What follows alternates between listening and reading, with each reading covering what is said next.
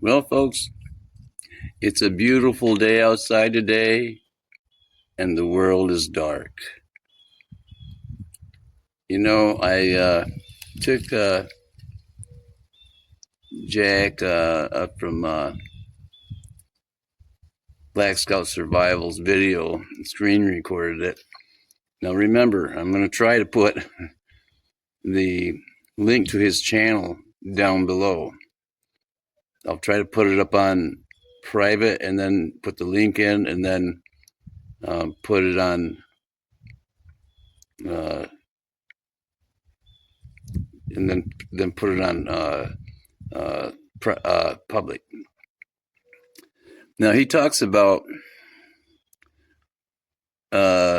things that he said. He talks about what he was going to say, something that people didn't want to hear, and what it was Iran's not going to lose the war, and he explains it in greater detail. But here's one thing he didn't mention, I don't believe, and I don't think anybody has that I've seen so far. But I've been telling people on comments on their videos that Iran is not going to lose. Why? Because they're in prophecy. They were called Persia, and then they changed their name to Iran. And they're in the end time prophecy. Well, that prophecy hasn't happened yet. So they're not going to be taken out by the United States or Israel. Here's something really kooky. And I know that sounds corny, but Israel wants us to fail at a ground war. Now he's going to explain how that is and why. And it goes back in history because they want to be the rulers. And in fact, I heard from Israeli News Live, I think, Steve Ben-Danoon, that Israel was going to be the head of the New World Order. See, we're barraging their $50,000 drones with $1 million worth, millions of billions actually of dollars by now worth of missiles, and they have been China, I think, and Russia both have taken military equipment over there to them, or missiles or whatever they've taken, and they're shooting off their old ones. They have a lot more than what people thought. The thing is I knew this like 2 years ago. I started hearing about this from a guy called Mike from around the world. Nobody knows his real name. I don't even know if his real name is Mike, but it's Mike from around the world. As you know, I first heard of him from Paul Begley, and I went on, maybe it was Council of Time. I listened to him at Council of Time. And anyway, he was saying that they have more than what people think. And he was telling people that their sophistication is a lot higher than what people think. They're no dummies. And here's the thing about Iran. It's a fortress. Why? Because it's mountainous. And soldiers, when they did 2002, I believe it was, they did a scenario between Iran and the United States, and they lost. But soldiers don't know how to fight in the mountain regions where they are. I mean, these people that live in valleys in villages, and they're nestled in small places, and they know the area and they know how to navigate that area. What you'd have to do is airdrop them into the country, and that's pretty dangerous to try to do when they've got those missiles that people didn't think they had. And that's why the one guy, I forget whether it was a general or somebody in Trump's administration, actually said that it was not a good idea to do that. And that's why, because they know. They're not telling the public. You go watch mainstream news, and they're softening everything up. They're telling you what they're taking out of Iran's, but they're not telling you that, well, the Iranians took out a $5 or $6 million, $500 or $600 million radar system that was used over there. So now the countries that was using that to defend themselves, they can't anymore. So they're getting hit by Iran. And Iran, they hit targets pretty dead on. So this is a fight that's not going to last weeks. I don't even know if it's going to end in months. You better prepare yourself. And all the times that I've told people ever since 2000, I don't know when I started telling people to prepare to stock food and water. But 2005, I was starting to tell people things that were going on. And I'm telling you, you got no time left.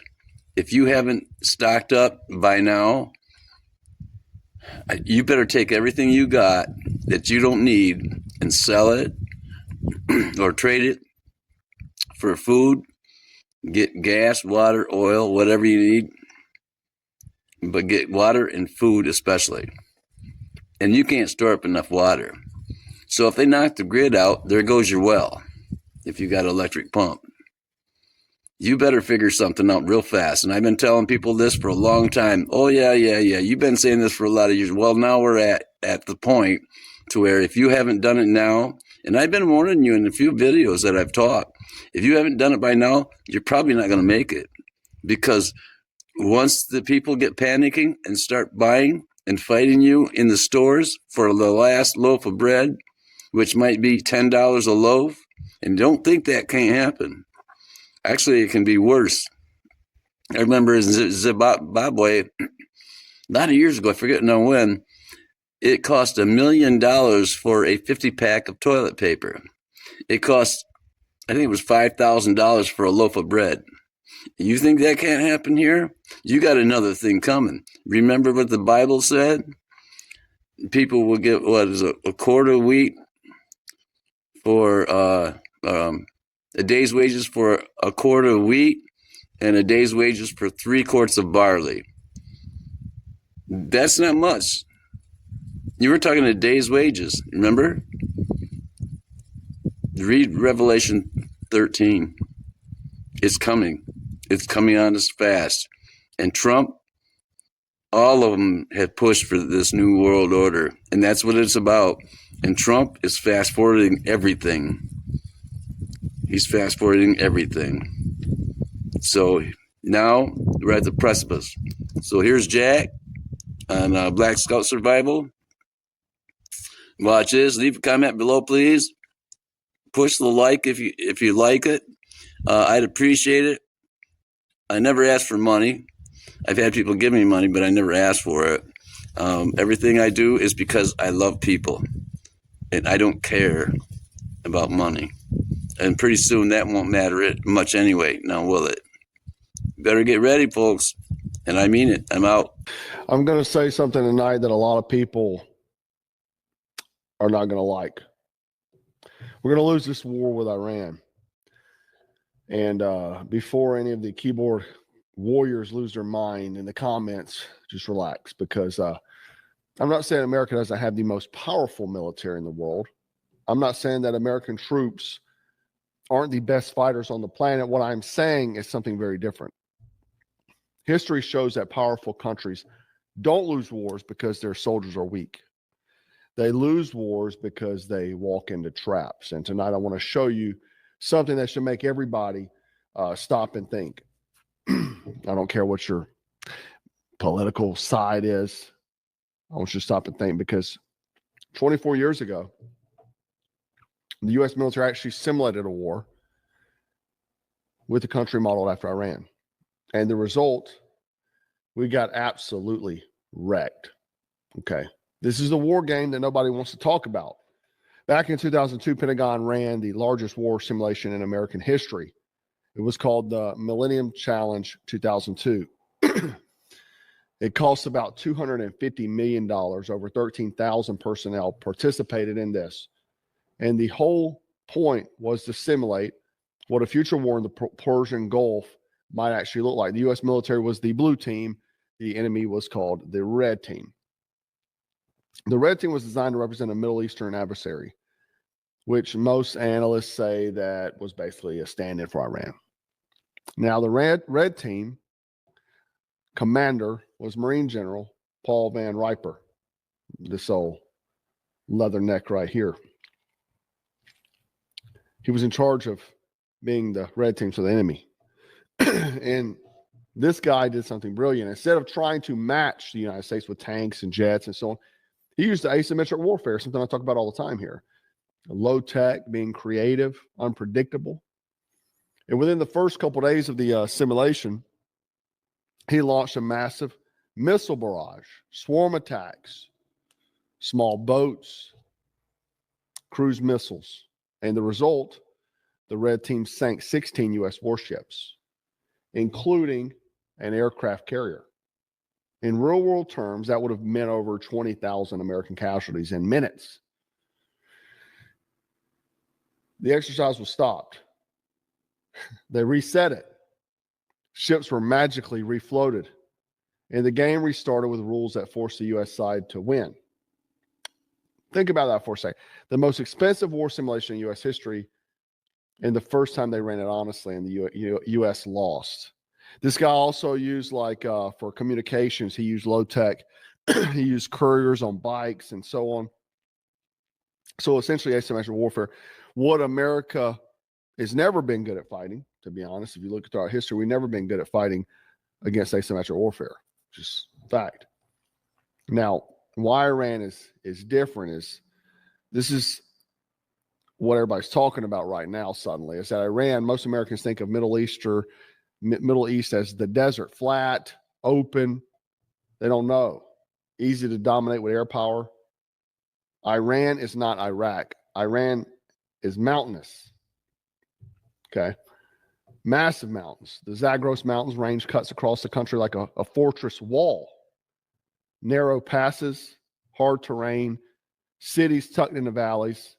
If you're trying to invade that terrain, you're walking into one of the most difficult battlefields on earth.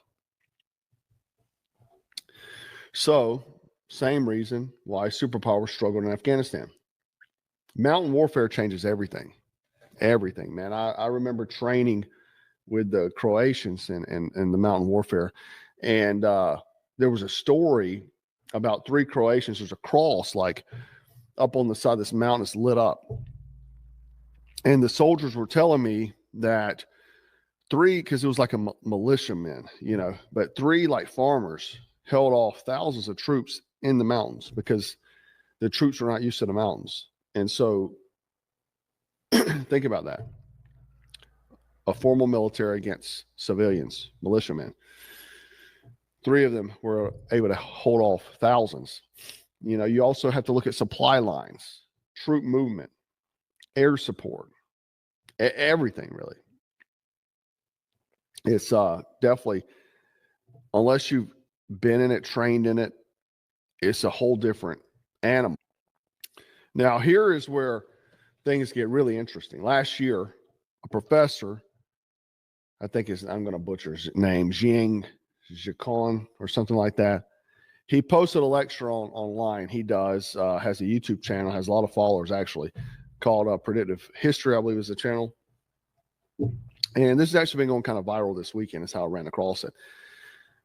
Nobody paid attention to it that week, back in March 2024. But this week, the lecture is going viral. Because in the lecture, he predicted 3 things. First, he predicted that Donald Trump would return to power. Second, he said the Trump presidency would lead to a confrontation in Iran. He said 2027. Obviously, it's happened a little bit faster than that. But third thing is he said that if war happened, it would be long, ugly, and could reshape global power dynamics, and that America would essentially lose it. A lot of people calling this guy the Chinese Nostradamus. I'm not calling him that. But it's interesting that his lecture is suddenly spreading all over the internet right now, especially when you look at what's happening in the news.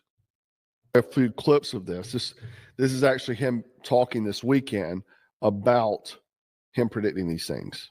And he has some other interesting things he says in this interview versus his initial YouTube video.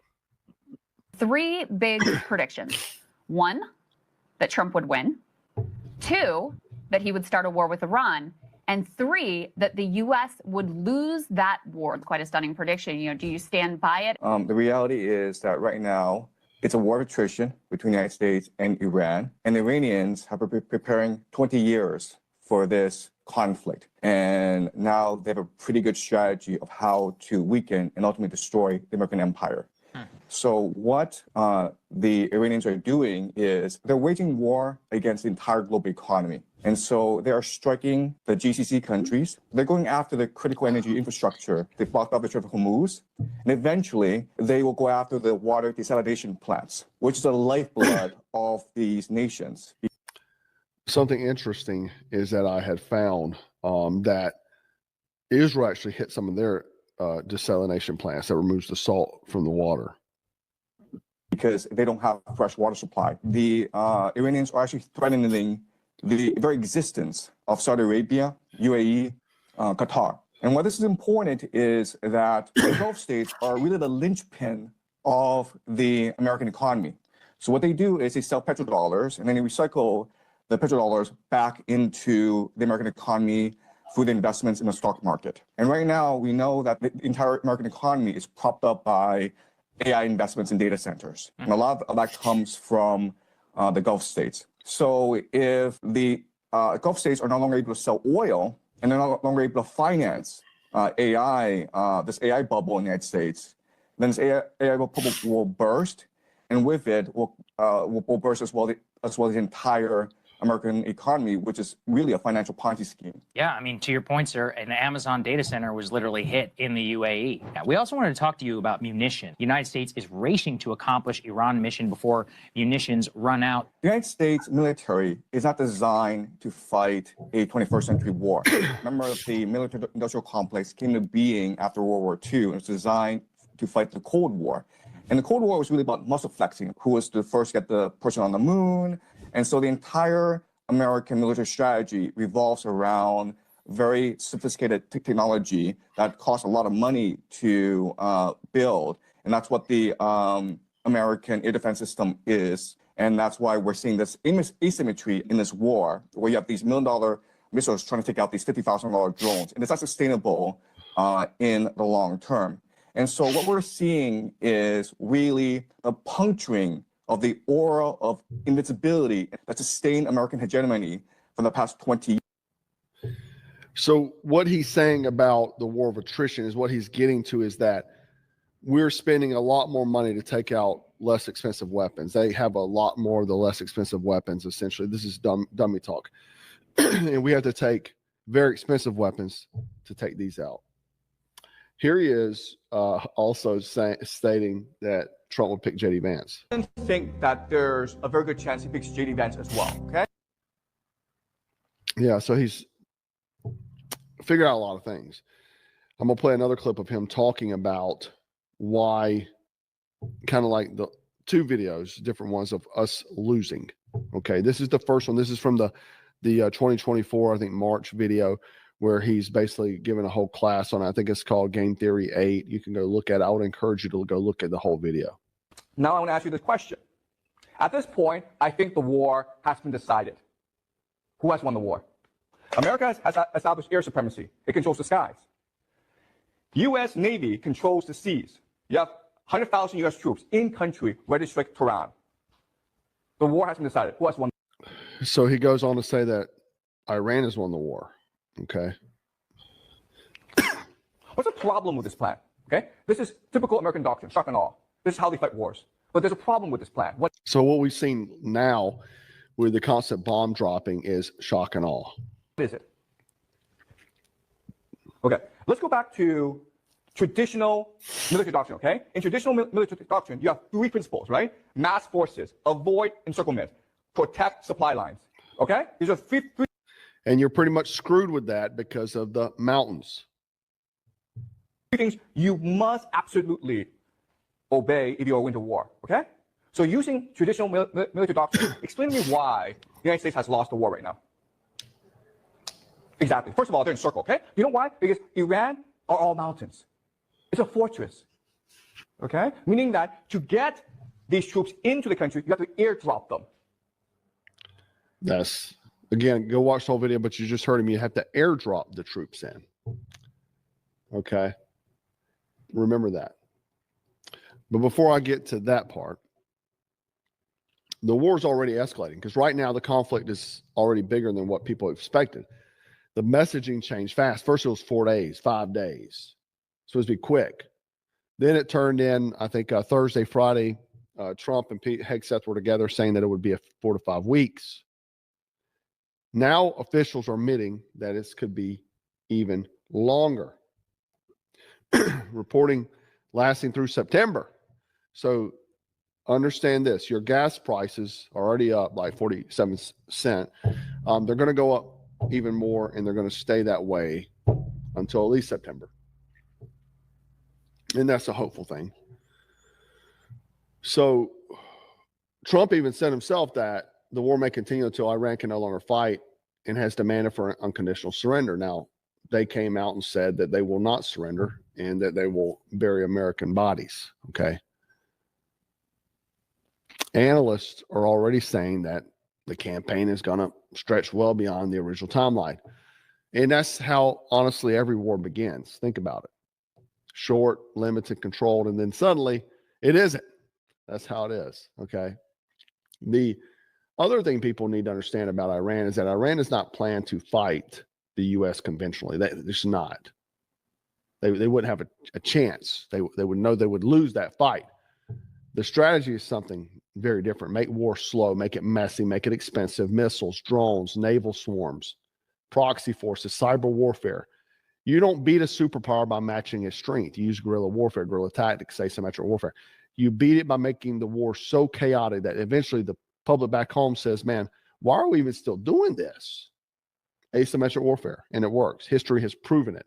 Now, the other reason why you know that things are probably not going that well, people are starting to whisper a little bit about the draft. What happens if the conflict expands? This professor I'm talking about saying this war is World War III. He said this is the beginning of World War III. Because if it becomes a long war, you eventually run into the same question every major war creates: manpower. Would America accept the draft today? Would Gen Z show up? Would politicians, kids enlist? We know the answer to that. Those are the questions everybody wants to talk about, right?